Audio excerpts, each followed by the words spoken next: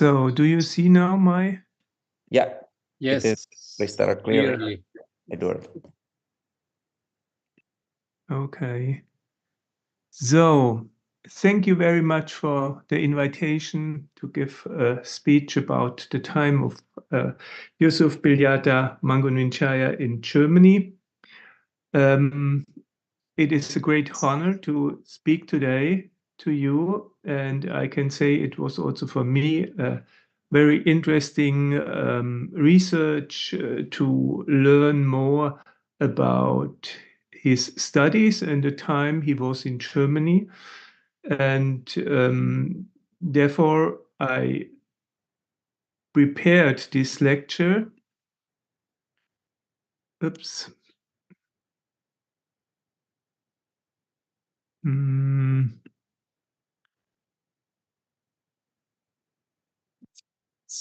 So, this lecture with four aspects. I will start in Munich, and this is where Mangunwijaya arrived in Germany and where he stayed his first days. And second, I will go to Aachen and look at his student days there, and also about the city of Aachen and the architecture that was built during the time he was there, and also, of course, the historic buildings which have been there already. And RWTH Aachen, where he studied, had also, I will look at the faculty and the professors and how they engaged in church design, because this was one of the reasons why Mangunwijaya came to Germany. And finally, the last part will be about the book Vastuchitra and the presentation of German architecture within it. So I'm only looking at the images in this book, and this will be a different part. So the whole presentation today is split into two parts. The first 3 points will be the presentation I'm doing now, and then the fourth point will be a short film which is focusing on the book Vastuchitra. So there will be a change from point 3 to 4. So maybe Eduard, you could go into the Vollbild modus. Yeah. Ach so, okay. Yeah, we see you. Yeah. Okay, thank you. Thank you. Thank you. Okay, sorry. So we will start in Munich. Since Mangunwijaya, as we will see, came to Munich to study architecture and attend the 37th Eucharist World Congress, I have analyzed the context from the perspective of an architecture student and compiled what was offered there in this context. Since we have no records of him in Munich, and I know of only a very few sources that confirm his whereabouts, some uncertainties remain. When he arrived there, he was already a priest and had studied architecture in Bandung for a year. So he wasn't a complete greenhorn when he arrived in Germany. The 37th Eucharist World Congress was held from 31st August to 7th July to 7th August 1960 in Munich.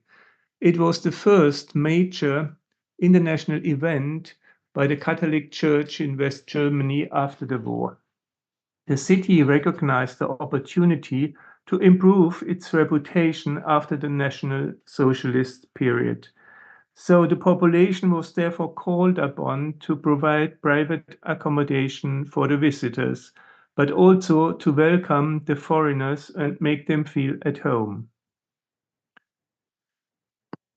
The visitors arrived at the new main railway station, which was rebuilt after being destroyed in the Second World War. Mangunwijaya also arrived here as he was attending this congress because he wanted to study architecture in Munich. The historic churches, which had been destroyed during the war, had already been rebuilt by 1960.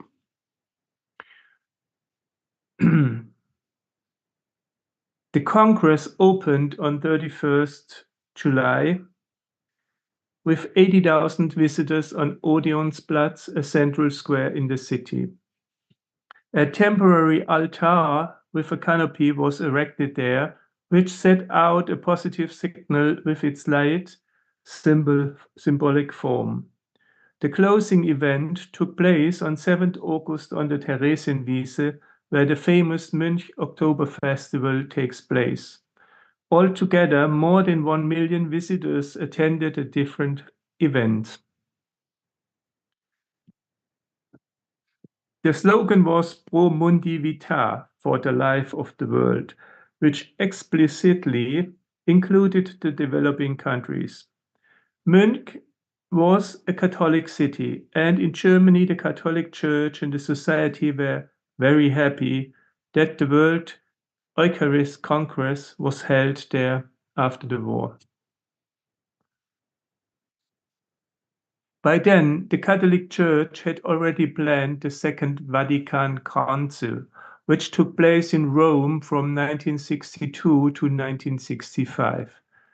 As a sign of reform, the Church used the event in Münch for innovations. The service was held in German and no longer in Latin. The priests stood facing the visitors and no longer with their back to them. The demands of the liturgical movement were taken up, which were then discussed and agreed at the Second Vatican Council. In Germany, for example, the religious philosopher Romano Guardini and the architect Rudolf Schwarz had already called for reforms in the late 1920s. In other words, churches were already being built after the Second World War that spatially anticipated the reforms of the Council. During the World Congress, the Chapel of the Fear of God, here to the right, was consecrated in the former Dachau concentration camp. We do not know whether Mangunwijaya was present. In Münch, every visitor received a bag, which you see here in the middle, with a guide to Munich, a city map, and further information material on the different activities offered. The Catholic churches in Munich were certainly labeled in it, and as well all other events that took place. Among them was a consecration of a new church in Munich, which was designed by architect Sepp Ruf, who built a circular church with a central light funnel in the ceiling. The space offered maximum concentration with finely crowded brick walls and a fine wooden ceiling. Also here, it is not known whether Mangunwijaya found the time to visit the church during his stay. However, as a student who wanted to study architecture in Munich, he was certainly interested in such new churches. And if we look at the colored image here, we can see that there is a small gap between the roof and the wall, which is a topic that later would also come up in the churches built by Mangunwijaya.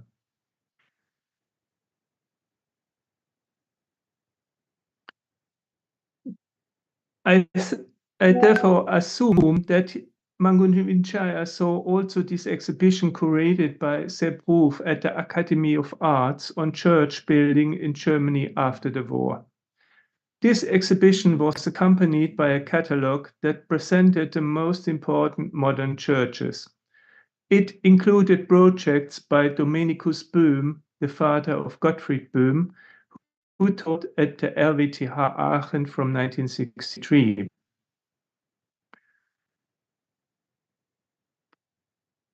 The Church of St. Reinhold in Düsseldorf, designed by the architect Josef Lembruck, was also on display. Here we see the front wall with decorative glazing that is artistically designed, while the side walls have blinds that filter the daylight. The church tower stands freely next to the church as a support for the bells. It is astonishing how many examples from the Rhineland were shown in the exhibition. More than half of the more than 80 churches stood in the wider area of Cologne and Aachen. What they all have in common is that the light was filled with openwork structures and that the material was often unrendered brick or concrete. Once again, briefly to the Second Vatican Council. Mangunwijaya was sent to Germany by Archbishop Sögijabranata in order to study architecture in Munich. This bishop really wanted to indigenize the still too colonial Catholic Church of Indonesia and wanted his talented young priest to become the architect of churches in Javanese style. The fact that he arrived in Munich just as the Eucharist World Congress of the Catholic Church was taking place was maybe a coincidence. The fact that Munich was a Catholic city probably played a greater role. In October 1962, Archbishop Sögijabranata took part in the opening of the Second Vatican Council in Rome, and he died in July 1963 in the Netherlands in the village of Stiel, which is around 80 kilometers from Aachen. Mangunwijaya was with him in his last hours. The most important results of the Council for the organization of church spaces are as follows. The altar takes center stage. The community becomes more important and is grouped around the altar. The priest faces the congregation. The floor plan of churches is liberated.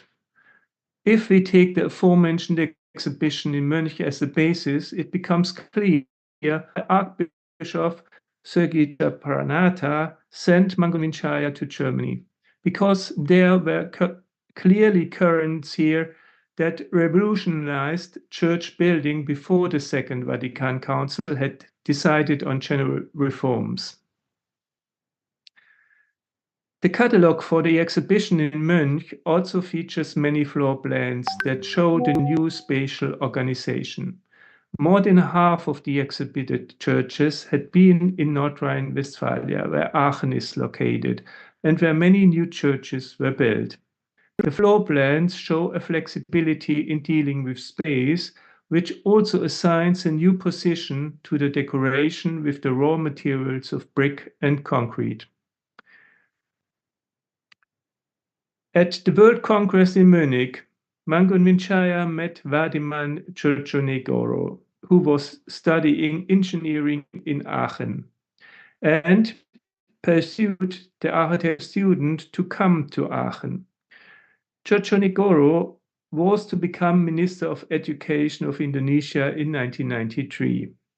Perhaps the exhibition of new churches, many of which were located in the greater Aachen and Cologne area, also helped him decide to study there instead of Munich. Churchonegoro wrote about his first meeting with Mangunwijaya, and I quote him.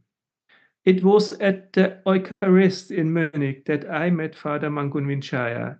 He was dressed in an all-black priest's habit, and as soon as we got to know each other, we hit it off. He told me that he had just arrived from Jakarta and would be studying architecture in Munich. I asked, why Munich? Munich is a big city for Catholics, but it would have been better if he had chosen a smaller city like Aachen. I was able to convince the father to move to Aachen, and I took care of the registration. I guided him through the registration and housing process. End of quote. By the time, Munich had about 1 million inhabitants, whereas Aachen had about 170,000. The following section is dealing with the city of Aachen and some churches there.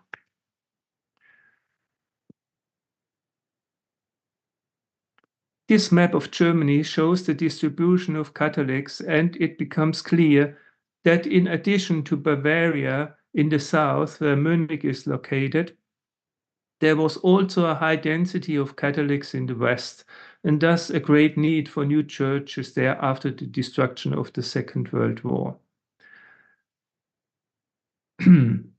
Aachen is located in the very west of the Federal Republic of Germany, just 90 kilometers west of Cologne, and in the immediate vicinity of the Netherlands, Belgium, and not far from France. At that time, the West German capital was Bonn, which lies to the south of Cologne. The federal state of North Rhine-Westphalia is characterized by a large industrial heart of the Ruhr region in the center, the Bergisches Land region in the south, and large agricultural areas to the north. There were mining landscapes in the Ruhr region, but also between Aachen and Cologne. The Second World War was already over in Western Germany in October 1944, as the Allied forces advanced from the west. The cities were completely destroyed and were reduced to a landscape of ruins, as we see here in Cologne. But the city of Aachen was also just a field of rubble, with the inner city completely destroyed and more than 60% of housing as well. There were almost no buildings left with an intact roof. 15 years later, when Mangunwijaya arrived, the worst of the damage had been repaired, and the planners used the situation to implement new radical concepts for the separation of functions. Also, there was, of course, still a lot of damage in detail. The infrastructure and the inner city had been renovated as part of the economic miracle. New symbols, such as roundabout here, were developed for car traffic. Functional new buildings were constructed in the city center around the cathedral.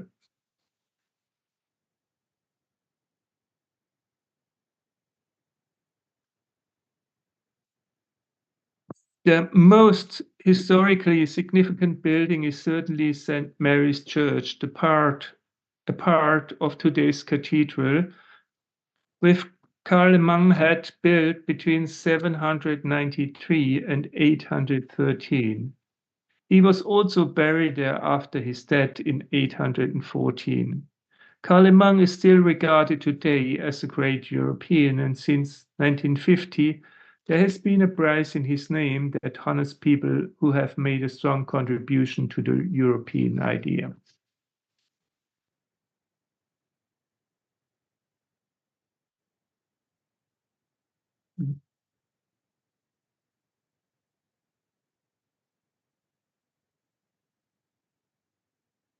By 1960, the square in front of the cathedral had become a car park, and the new buildings displayed the typical language of reconstruction. The main aim was to close the gaps, but also to create space for modern new buildings whose function was not to be accommodated in the old existing structures.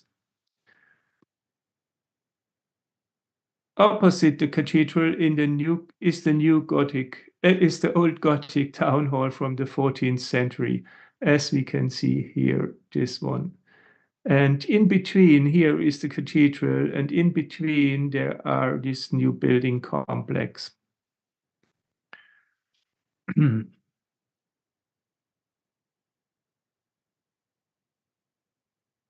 Mangunwijaya was later to say that he had visited many churches in Aachen in order to learn from the best examples from different eras. Here we see an example from the beginning of the 20th century, where the architects still follow traditional ideas of a church interior. However, Aachen is also home to this church designed by Rudolf Schwarz at the end of the 1920s, which is radically characterized by white modernism.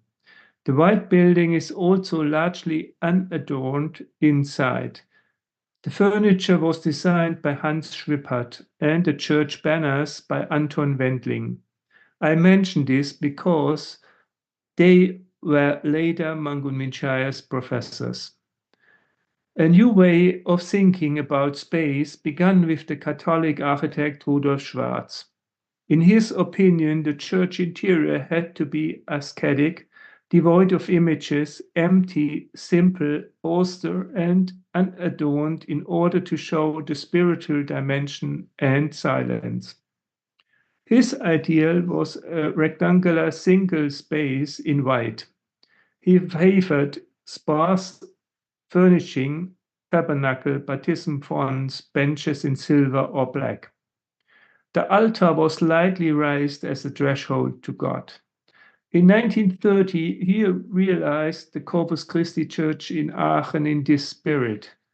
Romano Guardini, the mastermind behind the Catholic youth movement, wrote at the same time that the liturgy could only be carried out by the entirety of the faithful and not by a single person, meaning the priest.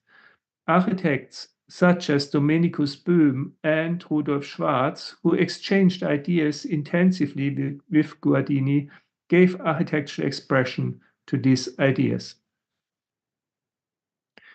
This church was built at the same time in Düren, just a few kilometers from Aachen, and it also radiates a new clarity. It appears far less radical than Rudolf Schwarz's church in Aachen.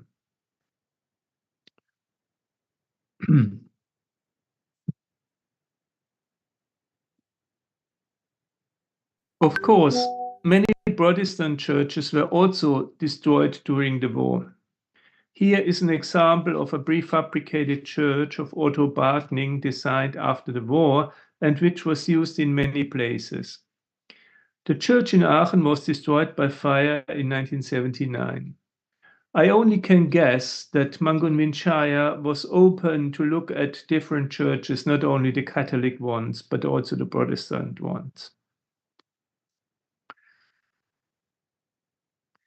In Düren, around 40 kilometers from Aachen, an important church was built by Rudolf Schwarz. The old church had been destroyed in the war and Schwarz was awarded first prize in the competition. The condition was that the stones of the old church had to be reused in the new building. Rudolf Steinbach, who was one of the most influential professors in Aachen during Mangunwijaya's studies, was in charge of the construction management of this church.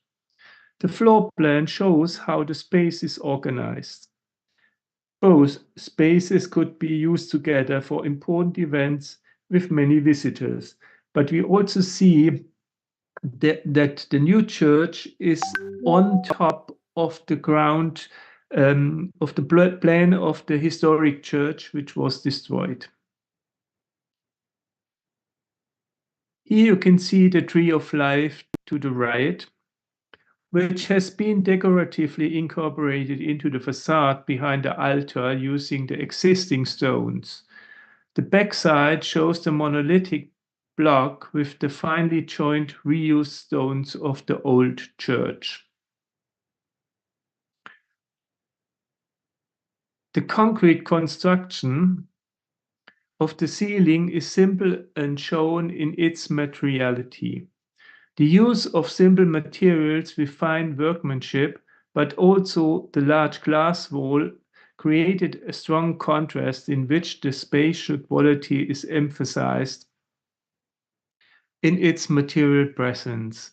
The quality of the workmanship, the integration of spoiler from the previous building, and the unconventional organization of the space made the church an important contribution to the discourse on new church architecture.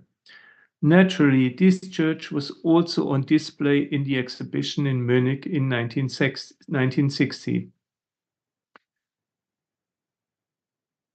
Another church by Rudolf Schwarz who himself died in 1961, was completed in Aachen by his wife Maria in 1964.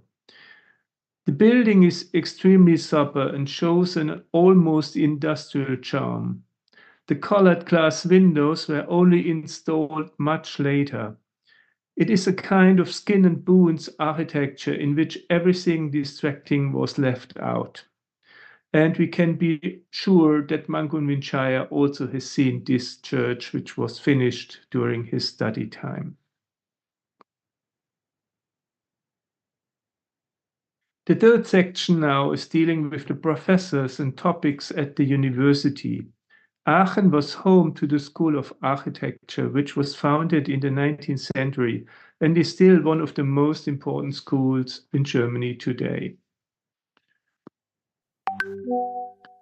Mangunwijaya came to Aachen in the autumn of 1960 for the winter semester. Before he could start, he had to complete a 6-week internship in construction.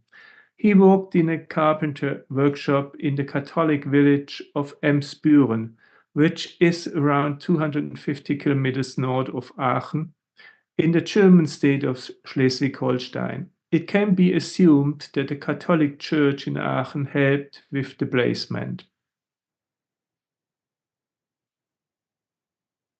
After the war, the RWTH expanded considerably in the 1950s with many new buildings. Part of them was designed by the professors, part by the construction department of the university. The university's building department realized some of the new buildings, which clearly show that they were oriented towards the ideas of international post-war modernism. The Dutch Karel Steenbring, a friend of Mangunwijaya, wrote about his studies, and I quote him.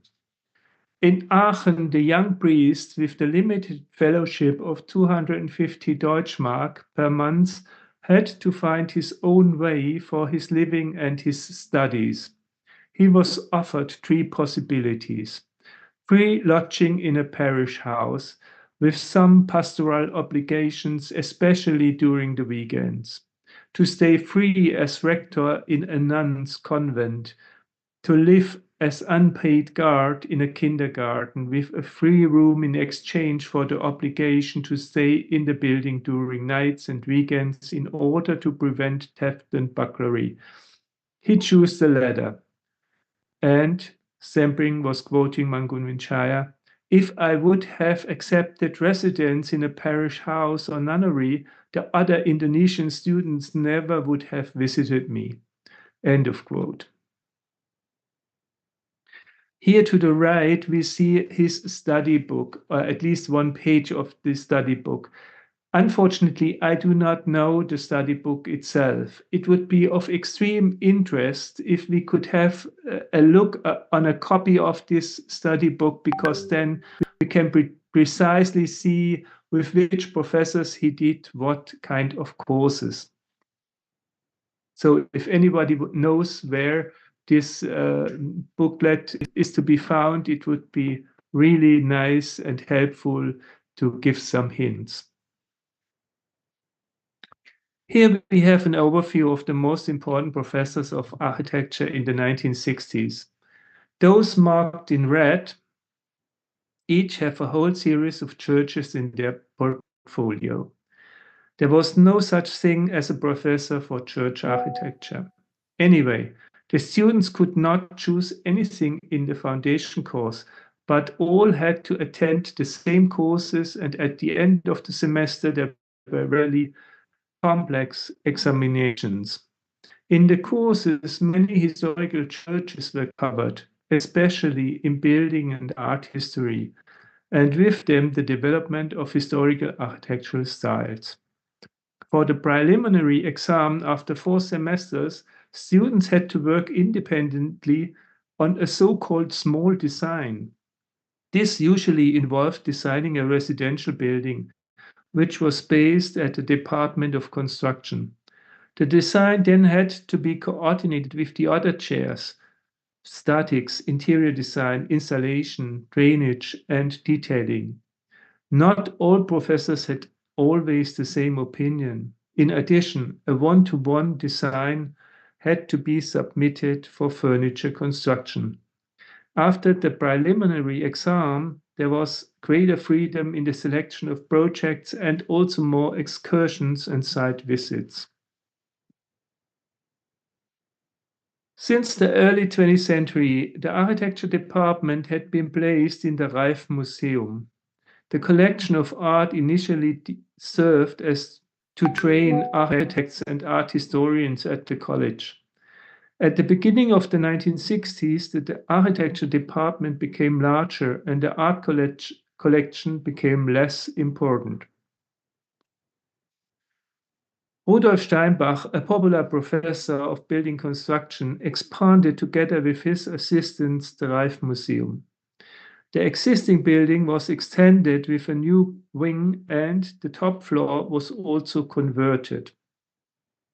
And this is also where the architecture student later had their workspace to study. Steinbach was an important professor and also very influential for the students. There is a short story of a student from 1956 when Steinbach came excitedly into the lecture room and showed a new magazine in which the new Rochon chapel by Le Corbusier was shown. His presentation of the chapel was so enthusiastic that some students traveled to France the next day to see the building with their own eyes. While Steinbach was completely enthusiastic, critics spoke of a new Baroque and criticized the organic form.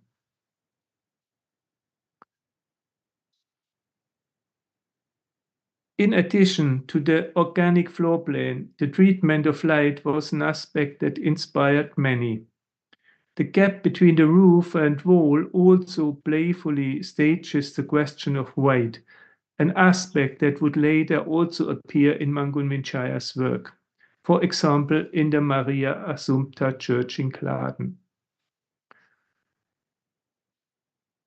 In 1957, when Steinbach was commissioned to build a pilgrimage church in Zuchterscheid, a village in the Eifel region 120 kilometers from Aachen, he combined the natural stone wall we had already seen in the Church of St. Anna in Düren with aspects of Le Corbusier's concept in Rochon. On the one hand, the wall to the inner courtyard is pierced with colorful glass windows, while on the other, it integrates an existing chapel into the new building with an organic form. The protective quarry stone wall to the outside contrasts with the white openwork wall to the inner courtyard and the rough plasterwork inside, which is reminiscent to Rochon. Particularly striking here is the irregular ceiling construction, which stands in stark contrast to the white interior and the colorful glass wall. The small integrated chapel has been restored. There is, of course, no doubt that this concept was inspired by Le Corbusier Chapel in Rochon. At the beginning of the 1960s, there were more and more Muslim students at RWTH in Aachen.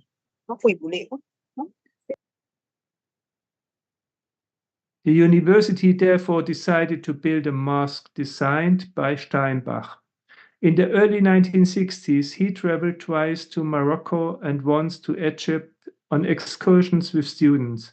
He was interested in Oriental architecture and searched for a modern interpretation.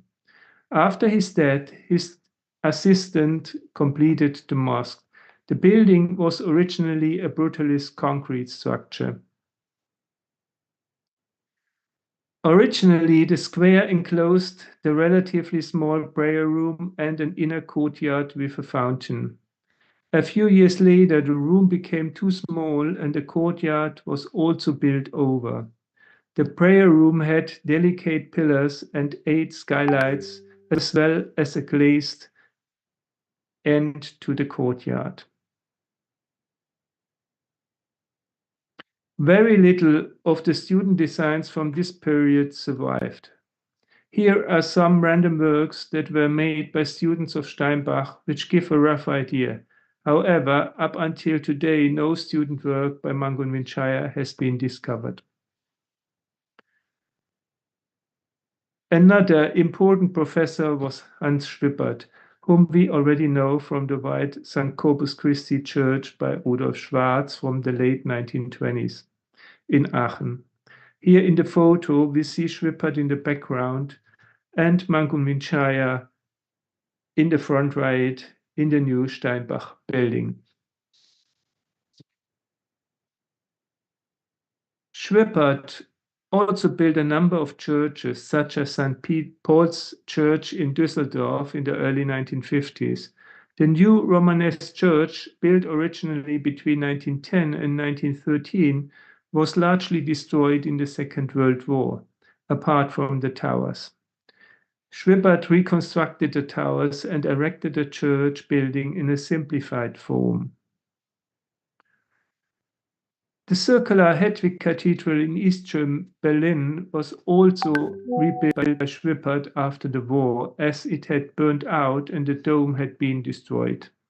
The artist involved was Anton Wendling, who also taught as a professor at the RWTH. Schwippert designed the St. Bartholomew's Church in Cologne with a freestanding tower. The concrete is visible in the interior while the exterior is clad in red brick. Hans Schwippert was a friend of Mies van der Rohe, who grew up in Aachen. Mies visited his hometown in 1959 and 1962. Maybe Mangunwijaya had the opportunity to see him in 1962, but this is unknown. Another professor with a strong commitment to Catholic church building was Willy Weyers, who taught building history and monument preservation. He was also a diocesan architect for the cathedral in Cologne from the 1940s to the 1970s. Together with the art historian Wolfgang Braunfels, Weyers organized excursions along the River Rhine as far as France, which were dedicated to Western church architecture. Every year, they traveled to Mainz, Worms, and Speyer to visit the Romanesque cathedrals. Every student took part in at least one such excursion, as examinations were later held on the churches and cathedrals visited. Weyers also found time to repair or rebuild a whole series of churches after the war. At the end of the 1940s, the main focus was on securing church premises and making them safe, again with the simplest of means. Or here, as a radical example, the transformation of an anti-aircraft bunker into a church. The huge concrete structure was built during the war with a round tower that simulated a church in the hope that this would protect the building. Weyers transferred this remain into a church. In the 1960s, he also built new churches, like here the St. Hedwig's Church in the capital Bonn. The floor plan here anticipates the reforms agreed at the Second Vatican Council. The altar is in the middle and the worshippers are grouped around the center in two room segments. It is for sure that Mangunwijaya had to study with Weyers. The professor for urban design and regional planning was Eduard Kögel. At the end of the 1950s, he propagated the city of tomorrow, which was to be organized in manageable neighborhoods separated by green corridors, as can be seen here in the plan. He contributed his ideas to the exhibition Cities of Tomorrow at the International Building Exhibition at the Hansaviertel in Berlin in 1957.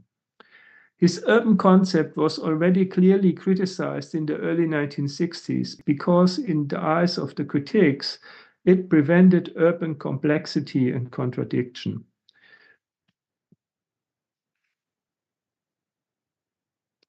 With reference to Professor Köhn, there was a public rally in which Mangunwijaya, here to the right, was also involved. The slogan shown is a clear play on words that can be read in two ways.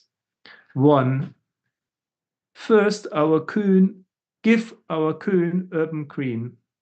This refers to the professor who should be given more urban greenery. Secondly, the slogan also can be read differently, and I quote, give our cows urban green. This can also be understood as a criticism of Professor Köhn's urban concept, as his ideas were not shared by everyone, and there were also other opinions that called for urbanity through density. One of Köhn's assistants was Liborius Schellhase, who initiated a seminar Planning and Building in Warm Climate Zones in 1963, which Mangunwijaya described as an eye-opener for himself. Unfortunately, Schellhase was a very discreet teacher, and very little has been published about his 30 years of commitment. It therefore remains somewhat vague what exactly the content of his seminar on planning and building in warm climates was, and where he got his expertise from. Unfortunately, there are only incomplete statistics on foreign students in Aachen in the 1950s and none at all for the 1960s. In 1956, a total of 56 German students and one foreigner received a diploma in architecture. In 1958, there were 72 Germans and 2 foreigners. There were probably not many more foreign students in the early 1960s. Mangunwijaya later remembered the impact of Schellhase on his own ideas, and I quote him.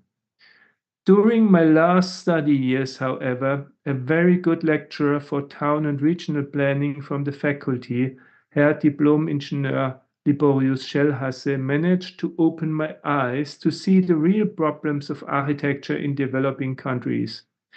He widened my horizont to discover and explore the other side of the moon.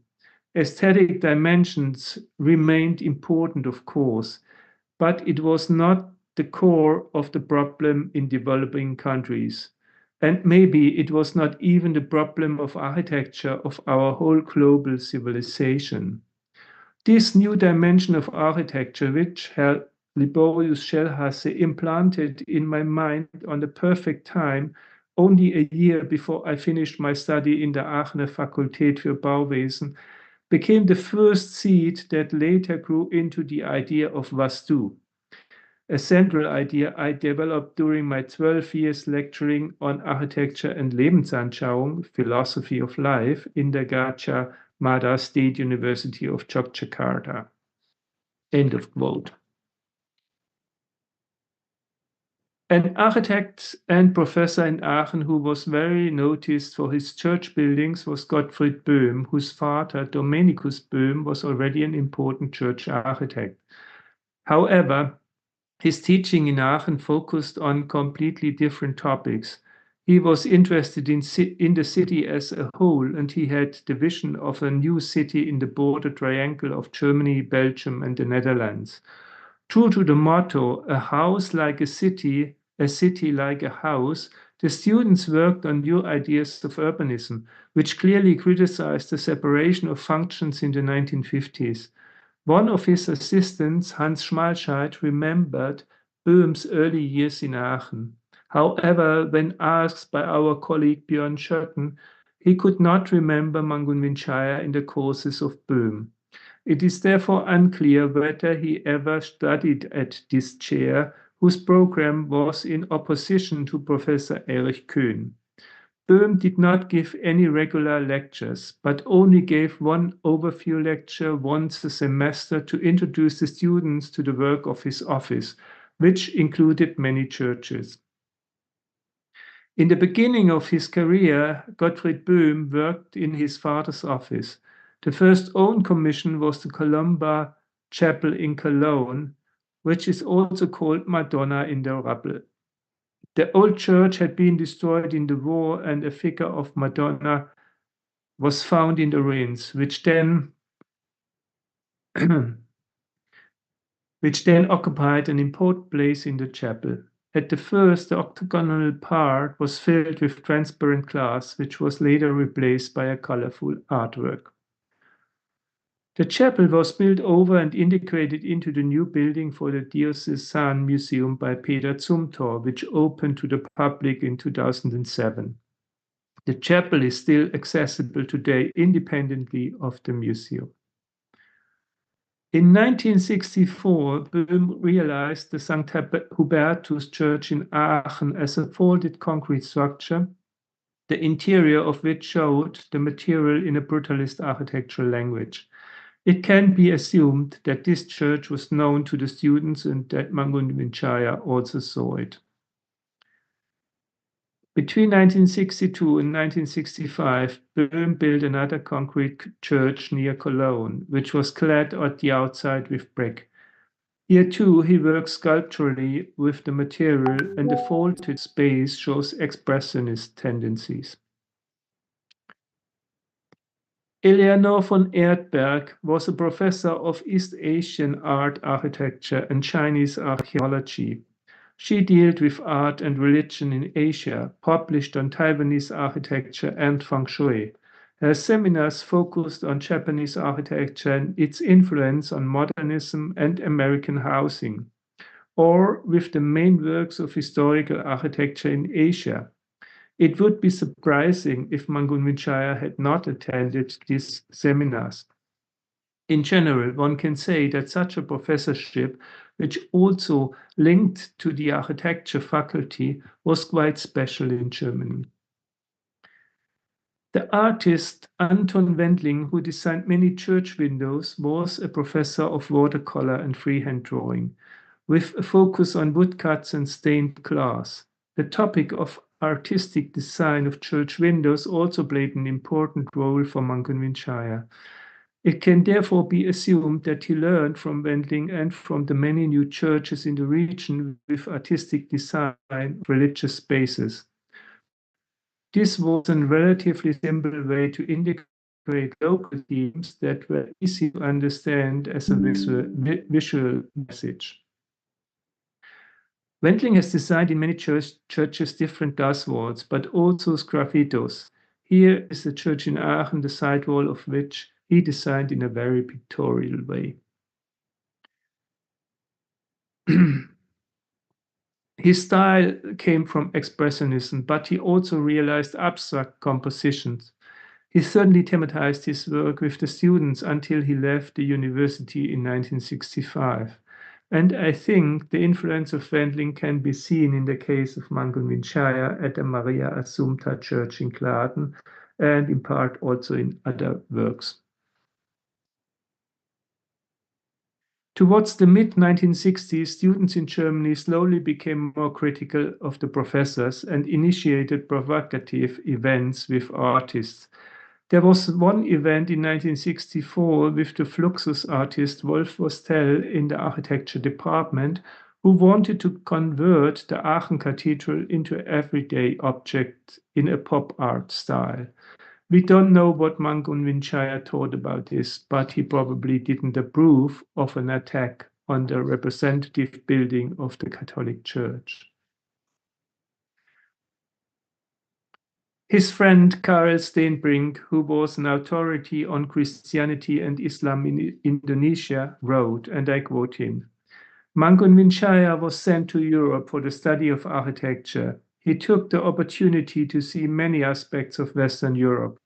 He traveled extensively, helped by the network of Indonesian students, mostly Muslims, but in this case, the common nationality overcame the difference of religion. His bishop, however, once did not allow him to attend a students' conference in communist Moscow, at that time the ideal center for many leftist students."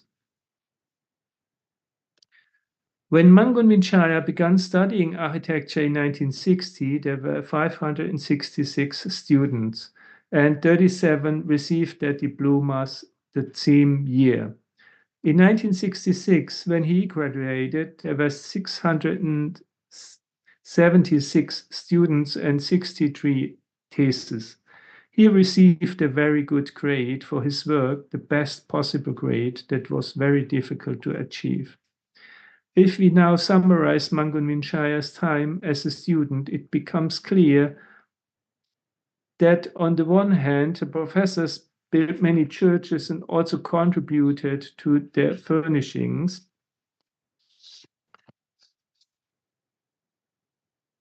This influence is particularly visible in the early works in Yogyakarta, where ideas from his student days were transferred into a locally based architecture that also incorporated the reform ideas from Germany. When he came to Germany, he was over 30 years old and was certainly very focused in his studies. And here is another quote from Steinbring. In 1967, he returned to Java. The new bishop of Semarang, Justinus Darmoyuwono, did not dream of great cathedrals in Indonesian style, but wanted small, unembellished and simple church buildings. Mangunwijaya was proud that the first church, Maria Assumpta in Kladen, was built without foreign capital. Since 1969, Mangunwijaya was also part-time lecturer in architecture at the Gadjah Mada University of Yogyakarta. He taught cultural history of architecture, or as he would call it himself, architecture and building as expression of mankind all over the world. The courses resulted in a splendid book with many photographs, not only of buildings, but also of streets, slums on the border of a dirty river, parks, statues, groupings of people who form a structure in space by dancing, and even of architectural views of nature. The book Steinbring was talking about is Vastu Chitra. The last part is now about the book Vastu Chitra and the architecture in Germany depicted in it. However, it also has some examples from neighboring countries if they illustrate certain topics particularly well.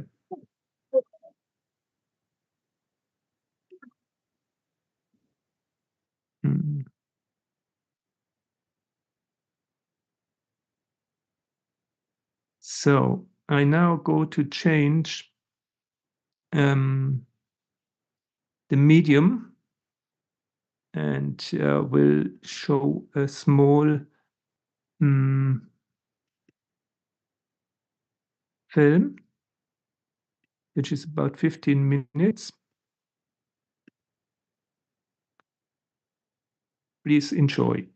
The last part is now about the book Vastu Chitra and the architecture in Germany depicted in it. However, I also have some examples from neighboring countries if they illustrate certain topics particularly. Sorry, Eduard, we cannot see the image film. quality in the book is a challenge because the well over 1,000 illustrations are printed from copies. Maybe I I will point out this in a few places. you. For reference, I always display the page number in the book at the top right of my presentation, and I used contemporary images in order to show his intentions. Oh, wow. The text in the book does not always refer to the images so that they stand like I their share the own video. narrative alongside the text, which is often accompanied by quotes from philosophers. Since I do not speak Indonesian, I focus. You still don't see it? The images. The last part is now about the book. Yes. The last part is now about the scene. From November 1964 to February Maybe you can 1965. stop the movie first. Yes, and- yes. Sorry. Faiz, or Do we have you don't see anything or? yeah.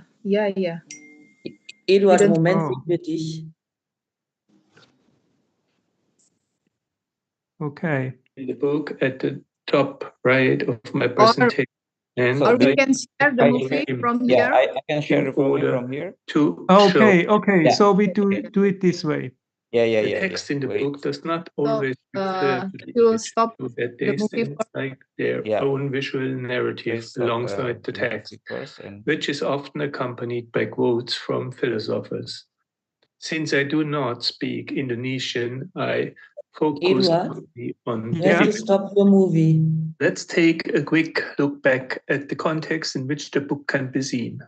From November 1964 to February 1965, the exhibition Architecture Without Architects, curated by Bernhard Rudowski, took place at the Museum of Modern Art in New York, in which vernacular and traditional architecture was presented.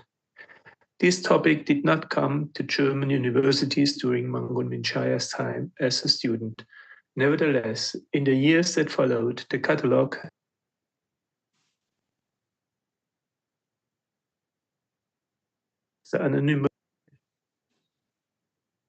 On my side, the film is stopped. There are no examples from Indonesia in the book, as the compilation was Faiz, and we not also based can see the on my video. research.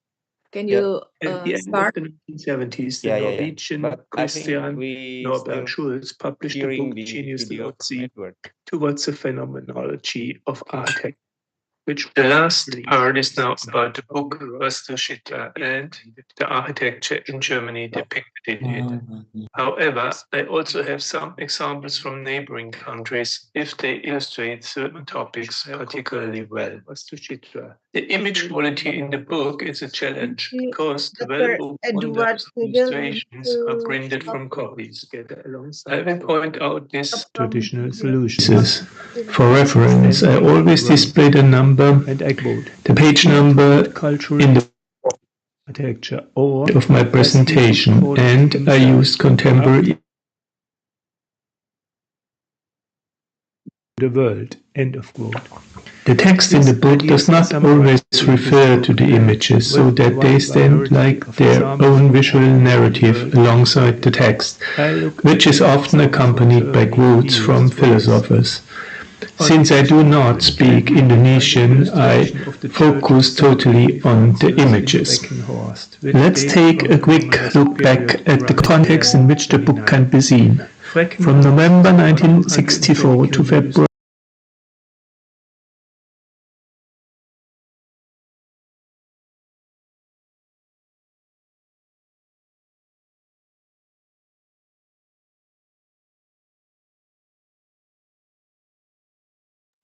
Faiz, can you start the video? The place to the left has been used for Marian pilgrimages since the middle of the 15th century. The Holy Blood Pilgrimage Church is located in Neukirchen in Bavaria on the border with the Czech Republic and dates back to the early 18th century. Mangunwijaya used her onion dome to show, with the tower of the Siwada Mosque from 1952 in Yogyakarta, that certain shapes are used symbolically for different religions. St. Peter's Cathedral in Worms, Speyer Cathedral and Mainz Cathedral were the destination of an annual excursion by his professors in Aachen. This means that every student in Aachen. The last part is now about the book Vastushitra and the architecture in Germany depicted in it. However, I also have some examples from neighboring countries if they illustrate certain topics particularly well. The image quality in the book is a challenge as aspects of both architectural styles are present. Els Castle from the 12th century is located about 150 kilometers south of Aachen. The castle is still privately owned today and is one of the best known complexes of its kind in Germany. The complex, which is made up of different components, was completely renovated in the 19th century and is optimally fitted into the topography. The additive arrangement of the building volumes gives it a romantic character. The Neuschwanstein castle complex, which was built as an idealized medieval castle in the 19th century by the Bavarian King Ludwig II, also uses the topography to fully showcase itself. Things are completely different with the expressionist Einstein Tower by Erich Mendelssohn, which was built in Potsdam in the early 1920s. Here, the facade suggests that the building is at least 5 stories high. In reality, however, 2 windows on top of each other are always 1 floor, so the building only has 3 floors. In this photo, you can clearly see that the structure looks like a toy with the large trees in the background. Mangunwijaya certainly didn't see this.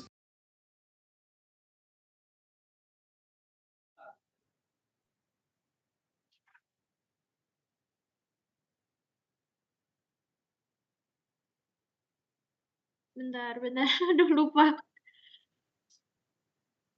Share.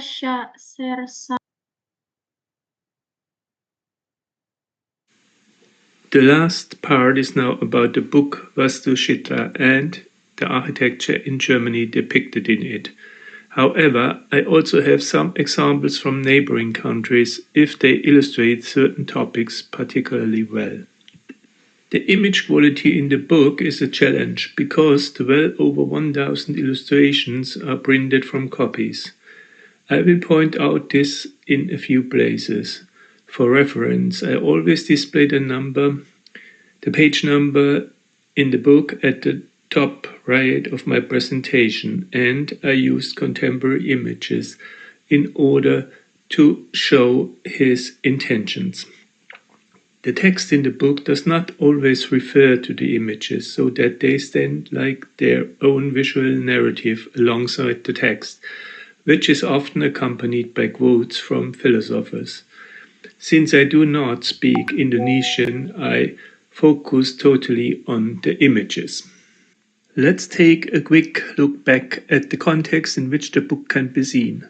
From November 1964 to February 1965, the exhibition Architecture Without Architects, curated by Bernhard Rudowski, took place at the Museum of Modern Art in New York, in which vernacular and traditional architecture was presented. This topic did not come to German universities during Mangunwijaya's time as a student. Nevertheless, in the years that followed, the catalogue conveyed new ideas that gave vernacular architecture and thus the anonymous cultural achievements a new value. However, there are no examples from Indonesia in the book, as the compilation was rather random and not based on systematic research. At the end of the 1970s, the Norwegian Christian Norberg Schulz published the book Genius Loci Towards the Phenomenology of Architecture, which primarily shows examples from Europe and how they integrated into their natural and topographical environment. This brought out the connection between environment and architecture. When Mangunwijaya compiled the book Vastuchitra, he certainly knew both books, but he also knew a lot of modern buildings which he brought together alongside the vernacular and traditional solutions. As Stanbrink wrote, and I quote, "He taught cultural history of architecture, or, as he would call it himself, architecture and building as expression of mankind all over the world." End of quote. These ideas are summarized in his book and with a wide variety of examples from all over the world illustrated. I look at which examples from Germany he used for this. On page 210, we find an illustration of the Church of St. Bonifatius in Freckenhorst, which dates from the Romanesque period around 1129. Freckenhorst is about 220 kilometers northeast of Aachen, and it is possible that he visited the church. The church is part of a monastery, and many components and furnishings date from the 10th century. He was interested in the idea of the heavenly Jerusalem, God's fortress, which is expressed in the massive architectural design. The place to the left has been used for Marian pilgrimages since the middle of the 15th century. The Holy Blood Pilgrimage Church is located in Neukirchen in Bavaria on the border with the Czech Republic and dates back to the early 18th century. Mangunwijaya used her onion dome to show with the tower of the Siwada Mosque from 1952 in Yogyakarta that certain shapes are used symbolically for different religions. St. Peter's Cathedral in Worms, Speyer Cathedral, and Mainz Cathedral were the destination of an annual excursion by his professors in Aachen. This means that every student in Aachen had to go to Worms, Speyer, and Mainz to visit the respective cathedrals, which could then also be a topic for the examination. The cathedral in Worms dates back to the 12th century and was built in the transition from Romanesque to Gothic, as aspects of both architectural styles are present. Els Castle from the 12th century is located about 150 kilometers south of Aachen. The castle is still privately owned today and is one of the best-known complexes of its kind in Germany. The complex, which is made up of different components, was completely renovated in the 19th century and is optimally fitted into the topography. The additive arrangement of the building volumes gives it a romantic character. The Neuschwanstein castle complex, which was built as an idealized medieval castle in the 19th century by the Bavarian King Ludwig II, also uses the topography to fully showcase itself. Things are completely different with the expressionist Einstein Tower by Erich Mendelssohn, which was built in Potsdam in the early 1920s. Here, the facade suggests that the building is at least 5 stories high. In reality, however, 2 windows on top of each other are always 1 floor, so the building only has 3 floors. In this photo, you can clearly see that the structure looks like a toy with the large trees in the background. Mangunwijaya certainly didn't see this building because it was in the GDR and he didn't go there after the wall was built in 1961. The chapel in Rochon by Le Corbusier plays a special role for Mangunwijaya. The vertical line is omitted here. The outlines are femininely curved, full of poetry.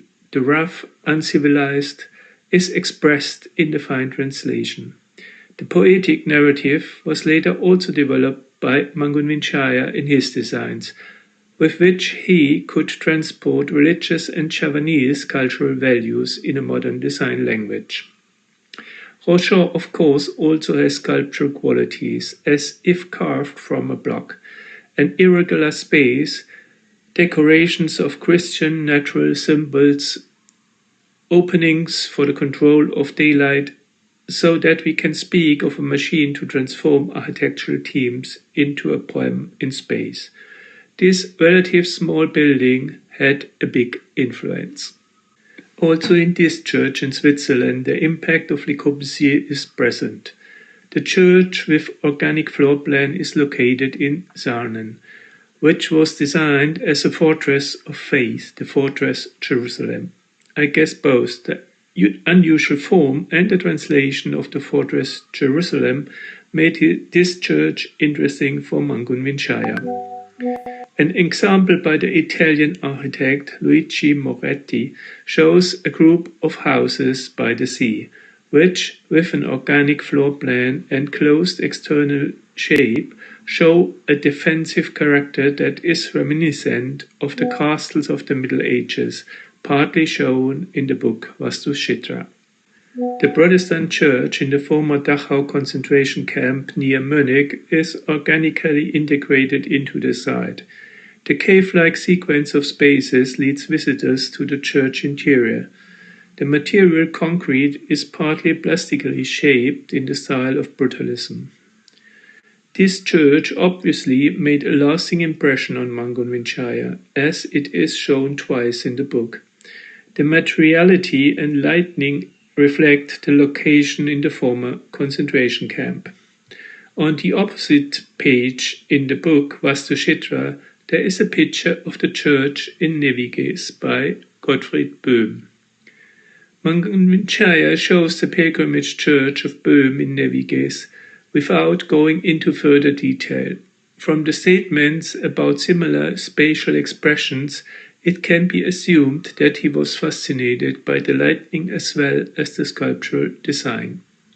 The temporary so-called Märzbau by artist Kurt Schwitters was built in Hanover in 1923.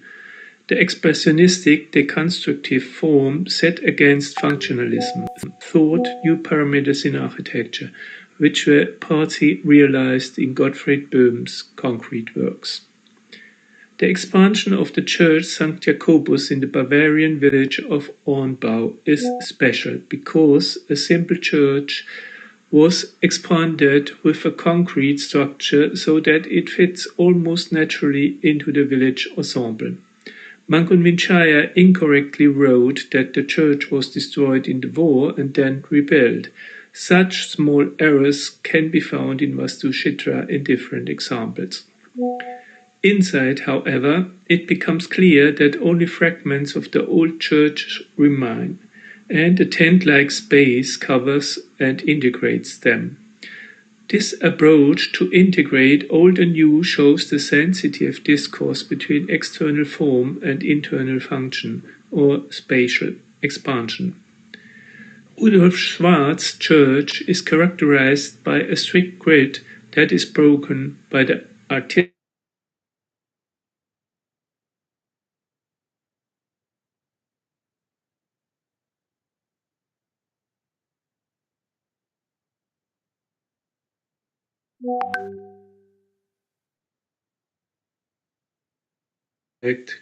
Karl Schwanzer.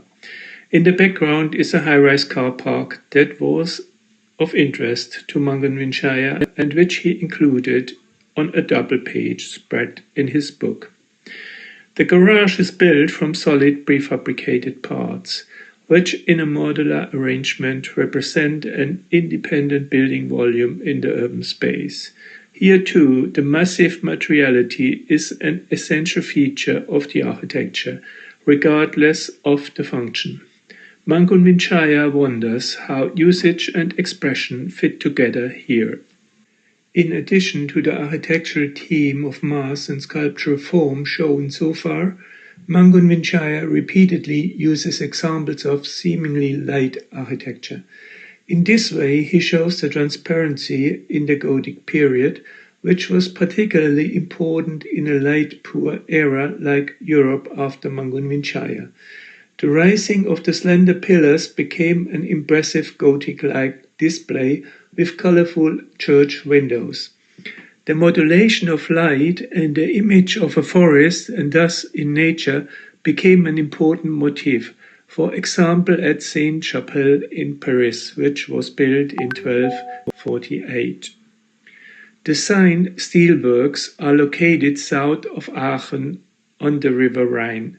The industrial hall from 1830, the early days of industrialization, is a transparent building in which inside and outside are connected. The materiality of cast iron prefabricated construction and glass shows the technical possible of the time, almost appearing like a three-aisle basilica. In the reprint used by Mangunwijaya and shown here on the right, a lot of imagination is needed to understand the quality of the real building. Mangunwijaya was obviously fascinated by transparent church interiors.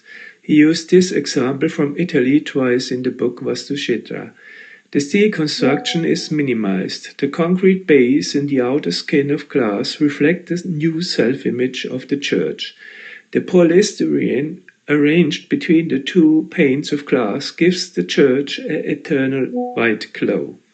The functionalism and the image of a church created with new materials are fascinating. Here the church after renovation, with its glowing interior and its white volume from the outside. The Church of St. Pius in Mecken, Switzerland, designed by architect Franz Füg between 1964 and 1966, continues to set standards to this day and is unmatched by any other building in its consistency of pure construction and use of materials. While the church appears from the outside as a functional white steel structure, the marble wall inside, just 28 mm thick, glow in the colors of daylight.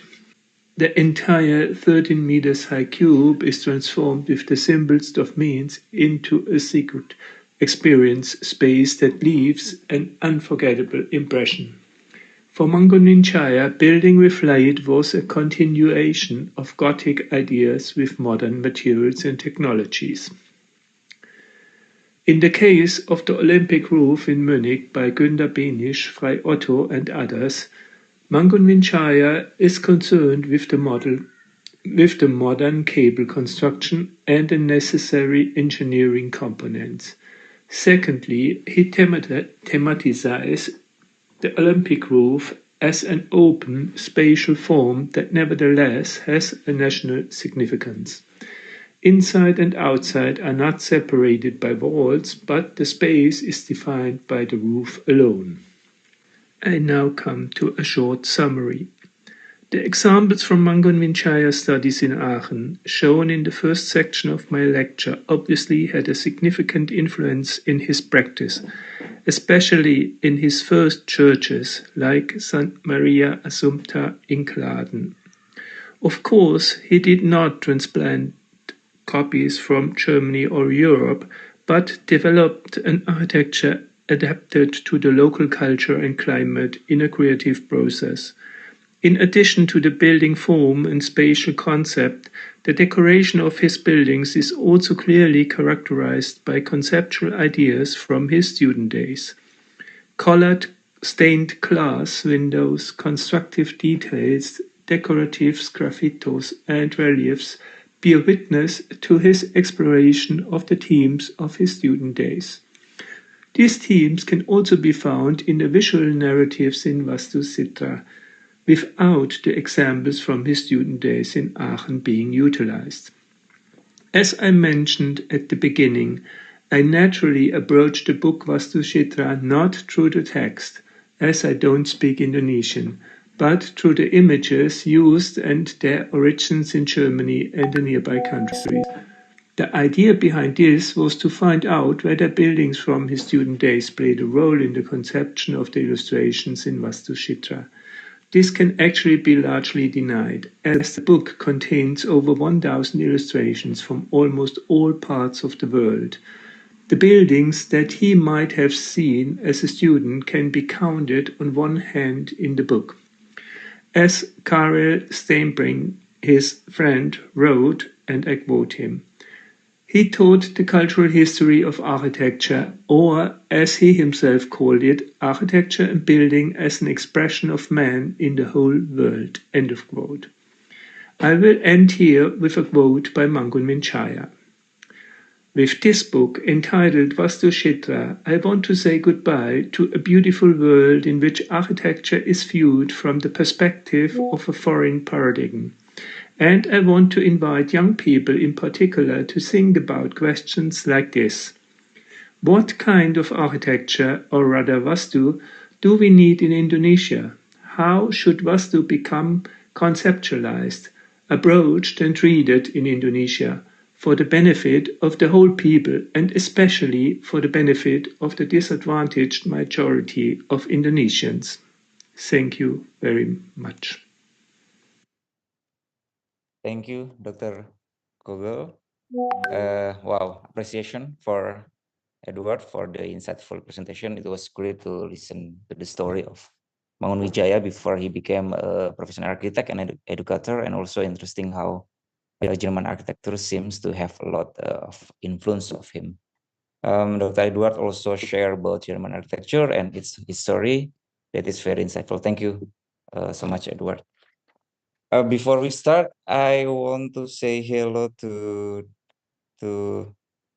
Dean, our Dean, Pak Prof. Ilya. Selamat bergabung, Pak. Okay. I would like also to mention about the workshop program titled Running from Mangunwijaya. Is initiated and organized by University Islam Indonesia, SIM Encounter, and Museum Architecture Indonesia that will be held during May to August. So please don't miss it. All right, it's time to jump into our discussion. For our participant, please share your thoughts or questions using the raise hand button or write them in the chat box. I will read it for you. Firstly, we would love to hear from Mr. Moritz Henning. Is there any experience or thought that you can share here, sir?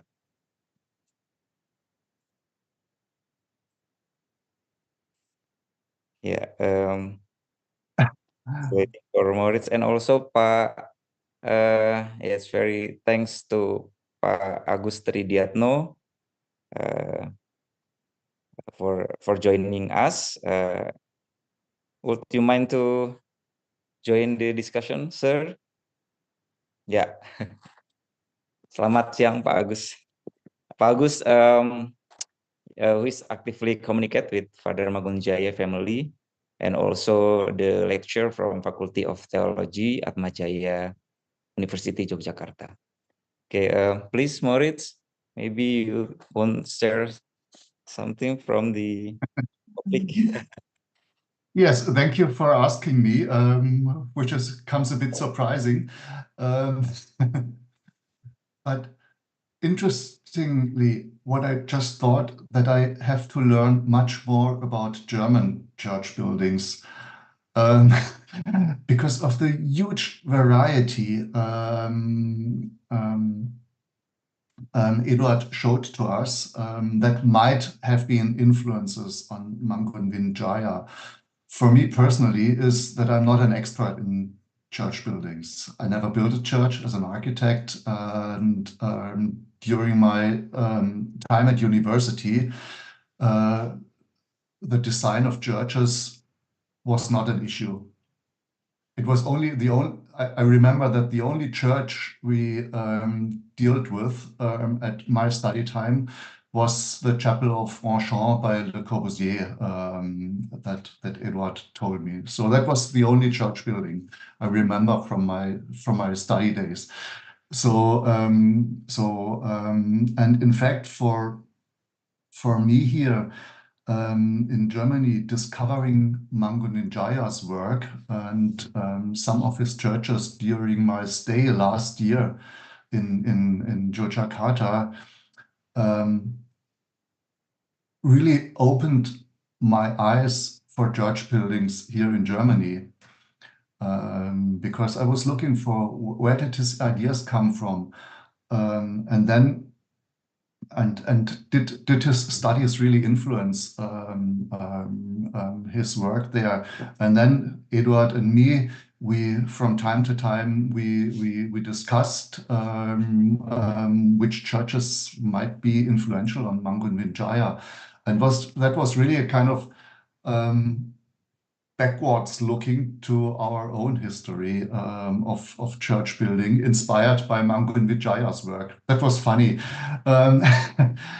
So, and coming back to Mangunwijaya, it's really astonishing how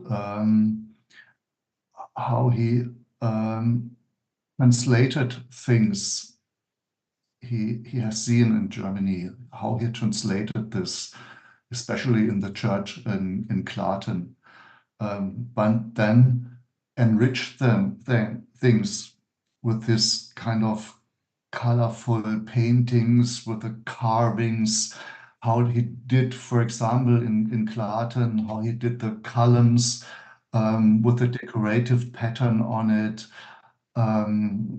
or going to Sendang Sono, with all these turning elements of the construction into very decorative parts of the building, and that went very far away from the very let's say minimal structures of our post-war church buildings. As you remember, we somehow had, or Eduard showed this skin and bones churches, which sometimes look like industrial buildings. So, and maybe Mangunwijaya had a look at these buildings from the structural part and from the way the light comes into the buildings, and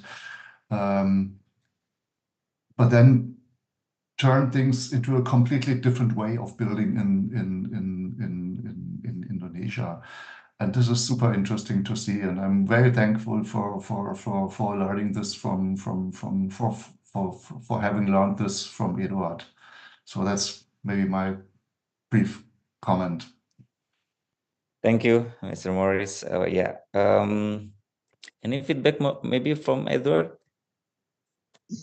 Well, I mean, you know, time is always short, and so I had to focus the lecture on certain aspects, and so I tried, of course, to focus on church and church decorations and how he translated things. And I mean, I did not include his own work, which would be, of course, even more interesting, but would have also not been possible within the given time. So I concentrated really on the context in which he studied. And but I think, you know, in the workshop, this will be a very big opportunity to compare what he has seen and what he has studied and then translate it into a contemporary modern form, which is indeed local on the one hand, but on the other hand, informed of international ideas that were floating around the world. And he could pick out things that gave it a distinctive local character. And I think this is something which we really also can learn today to integrate topics that are floating around and then grip them and transform them, not just copying. I mean, this would be the wrong thing to do. Yeah. Thank you, Edward, for the feedback. I think I want to hear also from Pak Agus, Mr. Agus. How are you, Pak? We cannot hear your voice. Sorry.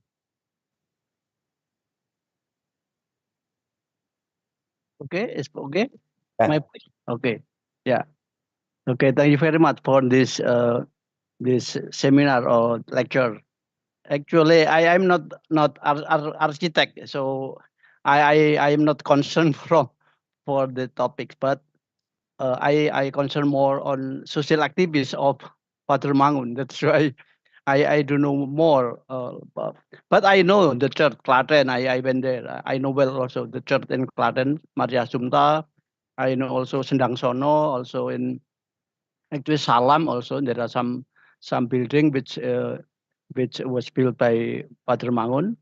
But now my comment, just a short comment, because my concern more on social activities.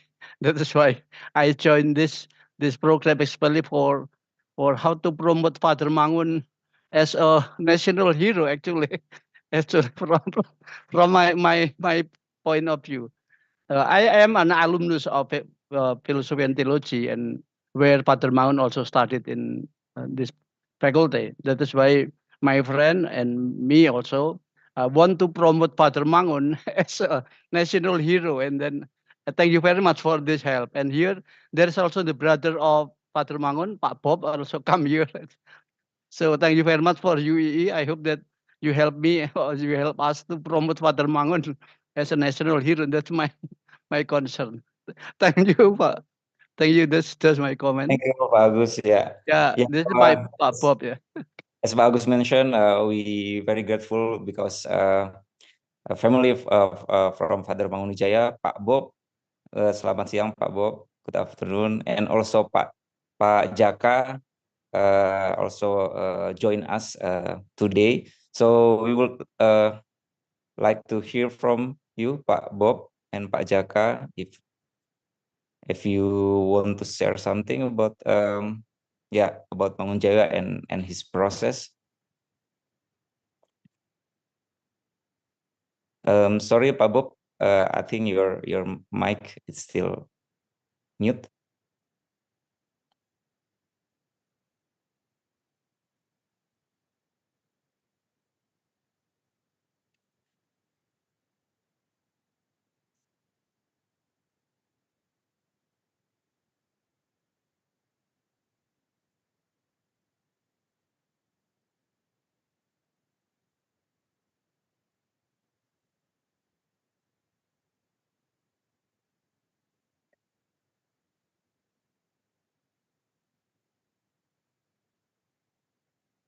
Is it still mute, Pak Bob? I will ask to unmute, so you can click the OK button somewhere in your screen.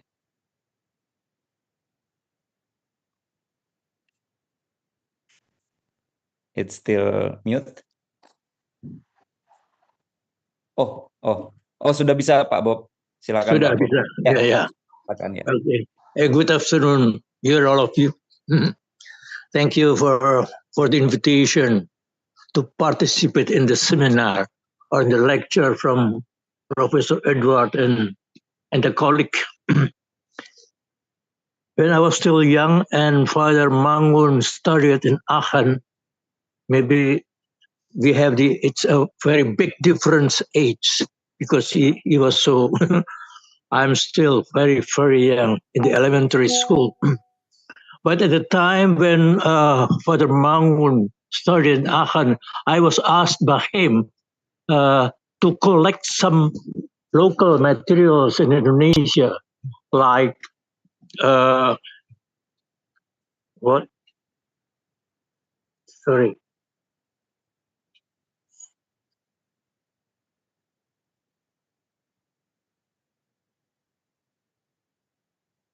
Sorry.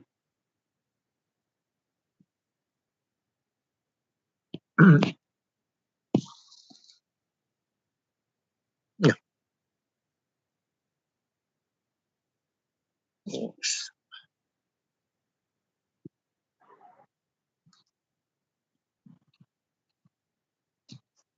Ya, sudah terlihat Pak Bob?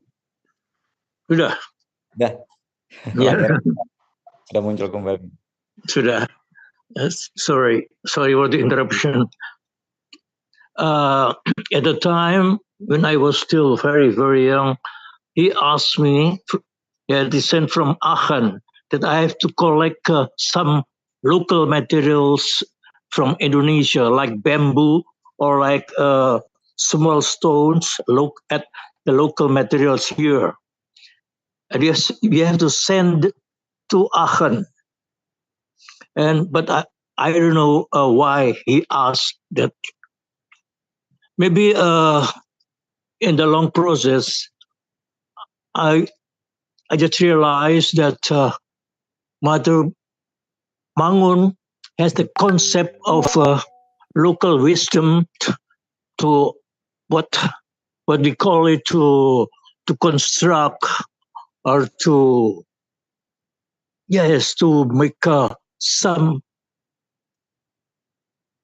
architecture, Indonesian architecture, with the local wisdom. But in this case, I just want to ask you. He studied long in Aachen, in West Germany, in the Western concept, and he saw many buildings there, like cathedral and Gothic, or in the Roman architecture. I don't know, but why he just still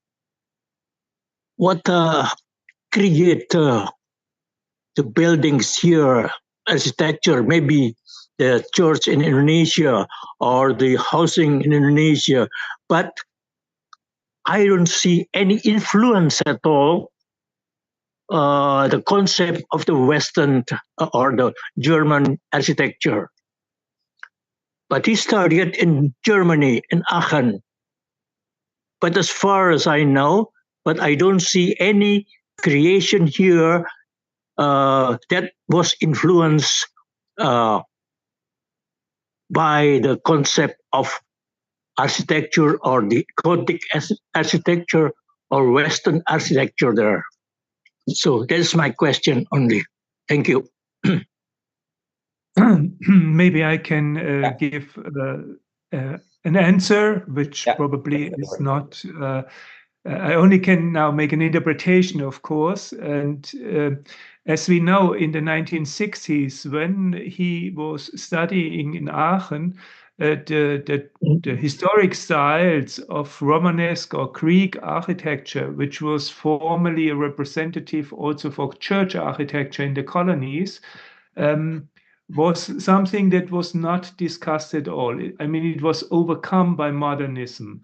So that means, that the teaching on practicing architecture was completely on modern architecture, which means starting by construction, and then, of course, also by the question how to filter the light and create a space inside, which is special to the community. And I see quite a lot of references in the work of Mangunwijaya, which have been also discussed here in Germany in the time, but he made his own translations. So that means that he did not take the symbolic elements, but he took the essence of things. And I mean, this is something which then became a local force, a local part of the architecture, which today can be read as something very local and not being influenced from the outside, as long as you do not know the discourse he was in it during the time in Germany. And this is something I myself realized in preparing this lecture, that in the time when he was studying, there was an intense discourse, especially on church buildings, especially on Catholic church buildings, because quite a few architects wanted to reform the architectural expression for Catholic churches. And he came into the middle of this discourse. And Germany or German architects already had departed from the official guidelines in Rome before the discussion of the Second Vatican Council was ended. And therefore, I think this was the reason why he was sent to Germany for studying and not to any other country. I mean, because there was a step ahead of church architecture and church building in the time. I mean, this was also something that was expressed in this exhibition I showed in 1960 in Munich, where all these new churches were shown, which really had reference to the discourse that just took place and was not yet decided. Yeah. So, what is your impression? Maybe I just want to ask you, what kind of the significant characteristic of Father Mangun that resulted from study from Aachen, and what kind of diploma he has got from there? Well, I mean, the diploma is simple because there was the Diplom Ingenieur, which was handed out to every student who passed the examination, and he did the best grades ever. So he was a very top student. There is no question about this. And I think if I try to reflect what he took from Aachen, I think it is a critical reflection how to translate local topics into a universal language. I mean, this language he is using in architecture is understood as an architectural language first, and then it is placed in a locality where it belongs to. So it has both informations, the local information as well as the information from a global discourse. And I think he was a very critical thinker also for social, political, and other aspects, which came out in his writings, of course. And this also is reflected in his architectural thinking, that he was always trying to be critical. And therefore, I think he is really a person you can learn still today quite a lot. And I think that it is one of the important aspects to bring him beyond Indonesia, to bring him onto a global stage of discourse, because I think that he is an architect that deserves to be discussed in global discourse, simply because he was so clever and so interesting in his translations into an architecture that has to say more than just a space or representative of the church or something. It's much more. Yeah. The last question. A cultural achievement, actually. Oh, yeah, yeah. Last question. Do you think there is any relation uh, from his works, from his work of architecture into his concept of humanity or social kind of activities, something like that? Yes, I think so, because quite a few of his buildings are quite open.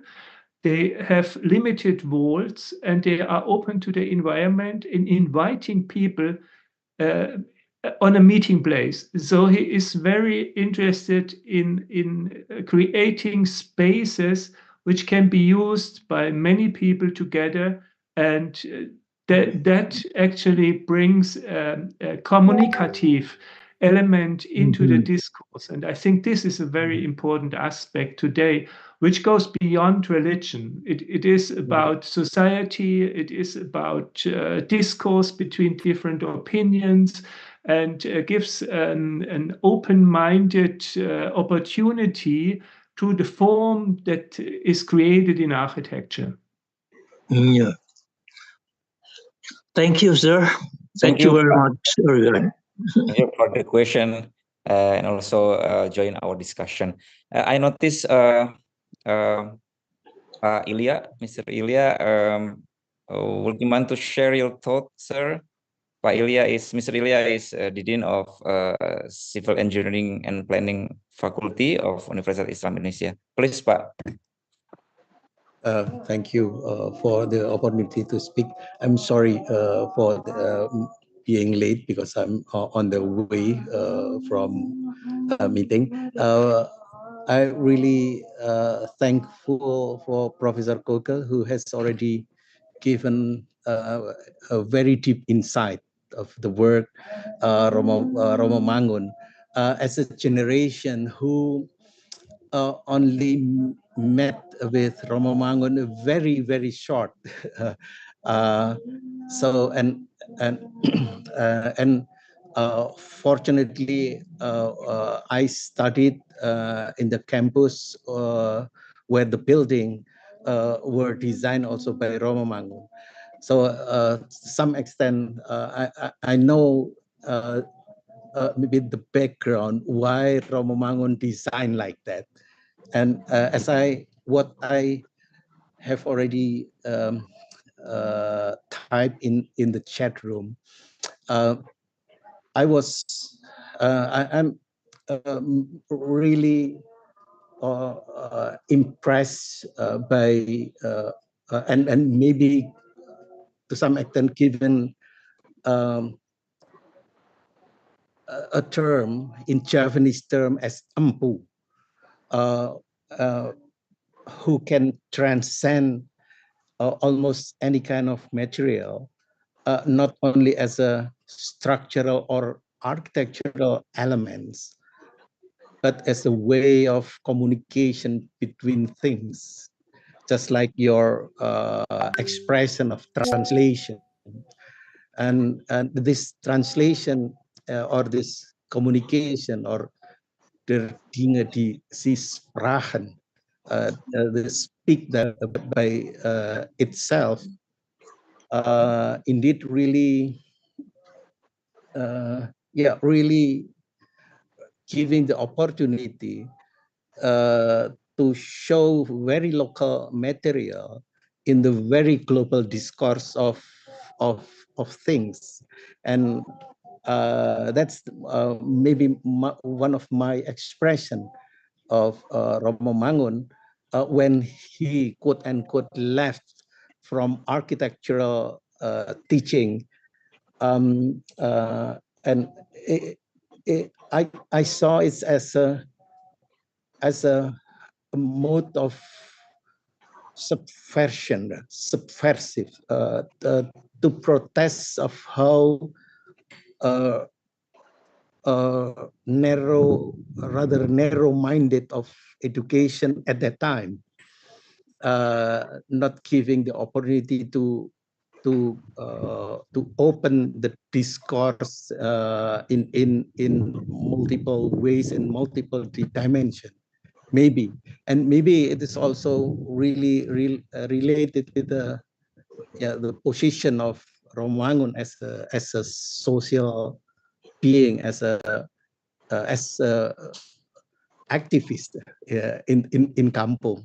So I think, and I think this is the value from Romangun, which is really difficult to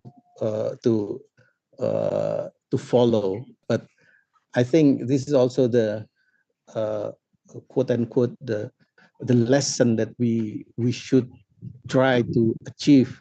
And in terms of the education, maybe this is also one of the quality that we always try to pursue, to give the opportunity of the unspoken languages to be spoken in wider discourse. And for that, I think I'm very thankful for Professor Kögel, because it's connect my quote unquote maybe my conjecture at that time during my initial meeting with Romangun, or impression from distance in campus at that time. And it's like a confirmation that, okay, maybe this is the really Romangun idea. And maybe I think this is really also important to be elevated in national as an official maybe position of this thought. And I do really agree, if we can push forward as a national hero. I think it is also really nice. One of architects were very welcome in international level, and also very not only talented, but is I would say like ampu in our time, or how to give the opportunity of any kind of material as a soul. Thank you, Prof. Kögel, and everyone who are joining this seminar. Really thankful, and also nice to be here as well. Thank you very much. Thank you, Prof. Ilya, for the sharing. Yeah, I'm afraid our time it's also it's two times. So I would like to read the question from the chat box. Yeah, there is 1,000 here. So I think I will choose from Muhammad Iqbal Suryo Utomo from Universitas Gadjah Mada. Good afternoon. Thank you for an exciting explanation, Mr. Eduard Kögel, enabling us to know deeply about Romangun, especially when he was in Germany. My name is Muhammad Iqbal from the University of Gadjah Mada. I'd like to ask for a question. As a human, sometimes we have feeling to evaluate if we were studying abroad, should have done this and that, and want to come back in order to improve our previous study. So was there any kind of the thinking from Romangun in his returning to Indonesia, and which, if he could rewind the time, he would do something better over there, either for his country, or at least for himself, and how did he deal with it? Thank you very much. I'm looking forward to the answer. Kind regards. Well, So, it is a very difficult question, which it's hard to answer. I mean, I have no idea how he would react today. I mean, the information flow is so different today. I mean, we have to remember that in the beginning of 1960s, there was no computer, there was no internet, there was only being there and being exposed to an information that had to be human by human, you know. I mean, it was information was flowing from one person to the other, and then of course you had books and magazines and so on. So I think it is very, very difficult to turn time back and to think what else could have happened or could happen today. I think one aspect that is, of course, always very interesting is expose yourself to the remotest culture you can imagine, and then try to understand and make as big mistakes as you can, because then you create something new. You know, if you try to make interpretation of something you didn't really understand, it is the best opportunity that something new comes out. So this needs a lot of try and error, of course, but I think that this could be a method, you know, not being afraid of failures and going on and trying to interpret different aspects you getting hold of during your study time, and asking always the question, how can you contribute with what you are doing to a wider society, not only to the client, not only to architectural history or whatever, but to the people who are using those buildings. And I think Rombo Mangun was someone who really understood that and really also made a big contribution in these respects. okay, thank you for the answer, Edward. Yeah, I'm afraid I cannot read all the questions, but thank you very much for the participation of for this lecture. So, I would like to say hello to Mas Haris and also Dr. Sarizi from University of Malaya. Selamat siang. Thank you for joining. Thank you for joining us. Thank today. you. Yeah. All right. Okay, Yeah. because I just joining just now. Okay, Yeah. I'm into of knowledge at the Indonesia regarding the architecture in Indonesia. For me, it's quite new for me. Okay, I'm more familiar about the rest of other than Indonesia, but it's so excited for me to hear the lecture just now lah regarding the church and so on. Hopefully to meet all of you soon. Thank you. Thank you. Yeah. Yeah, I've read this is the last things, but not the least, because we still have until August the program. I mean, like, so yeah, don't miss it for May 31. Another pre-event lecture titled Architecture and Creative Process or Mangunwijaya. Then will be gift from Pak Wiryono Raharjo. Okay, in closing, reflecting on Mangunwijaya impact and legacy during our discussion here has been both enlightening and inspiring. As we depart from his lecture, let us continue to draw inspiration from his vision and commitment to creating a more equitable and sustainable future for all. Thank you again to Mr. Eduard Kögel and all the participants. I think, yeah, I should to close the session. See you in the next lecture. Assalamualaikum warahmatullahi wabarakatuh. Yeah. Waalaikumsalam. Thank you. Thank you, Pak Faiz. Thank you. Thank you, Edward. Thank you, everybody. Thank you. Good afternoon. Good afternoon. And see you next week.